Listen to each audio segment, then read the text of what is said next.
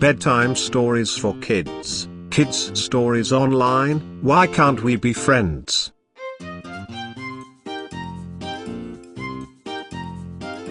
Jon Stewart was a very smart kid who was very shy. He performed very well at school and got top grades. He always did his homework and handed it in on time. No assignment was too hard for him. However, Jon didn't have a single friend in his whole class. Most kids made fun of his hand-me-down clothes that his mom bought him from the thrift shop. Jon's father passed away when he was 7 years old. His mother worked 2 jobs to take care of him and his little sister. Both jobs paid her very little, so she couldn't buy her kids new clothes like the rest of their classmates. Kevin Black was Jon's classmate who did okay at school and got average grades on all topics except mathematics. He was tall, big and strong, and bullied everyone in class including Jon. None of the kids dared to make fun of him for anything. He was a mean kid that other kids were scared of. He was very outspoken, and the teachers always asked him to keep quiet and do his work. 2 kids who couldn't be more different, but an act of kindness will make them connected. After midterm exams, Jon got an A+ on all topics including math, while Kevin did well on most topics, but failed math miserably. The teacher told him to get his act together and start doing better. He realized that if he does not pass math, he will have to go to summer school instead of spending summer in Florida with his grandparents.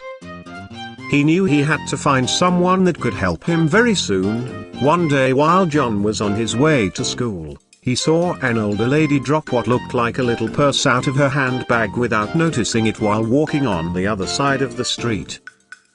Jon yelled, "Mom, you dropped something." The lady didn't hear him because of the traffic noise. Jon crossed the street after making sure there were no cars coming, picked up the purse, and started running after the lady. He caught up with her around the corner. "Mom, you dropped this," Jon said softly while handing the purse to the lady. "Oh my God, thank you very much son, you are very welcome," Jon said, as he started to head back the other way towards his school. "Wait a minute son, let me give you something," the lady said while getting some cash out of her purse. "I don't want to be late for school, and there is no need for that ma'am, thank you anyways. At least tell me your name and what school you go to." "My name is Jon Stewart and I go to Calvin Deegan School on Varick Street," Jon said, while vanishing around the corner. That lady happened to be Kevin Black's mother. Later that evening, Kevin's mother told her husband about the kind little boy that returned her purse. She told him how she dropped the purse with a whole lot of money in it, including rent money and many other valuables like her credit cards. She also told him how the kid didn't even take her reward, even though she thought he was poor because of his worn-out shoes and clothes. "I think he said he goes to your school, Kevin. Do you know anyone named Jon Stewart?" she said, addressing her son Kevin. "What? Did you say Jon Stewart? Little Jon?" "Yes, he was kind of little. Do you know him?" "Of course I do, he is my classmate. He is really poor but it seems that he is honest. Can you do me a favor Kevin? Invite him over for some snacks or something, I want to thank him properly." "Sure thing Mom, I'll ask him first thing tomorrow morning." The next day Jon got really scared when he saw Big Kevin charging his way. He thought that he was going to get a beating. But to his surprise, Kevin gave him a big hug instead. "Why are you hugging me? What did I do?" John asked. "You returned my mom's purse yesterday. That's what you did." Thank you very much," Kevin answered. "You mean that nice lady is your mother?" "Yes, she is, and she wants you to stop by after school for some cookies that she will bake herself."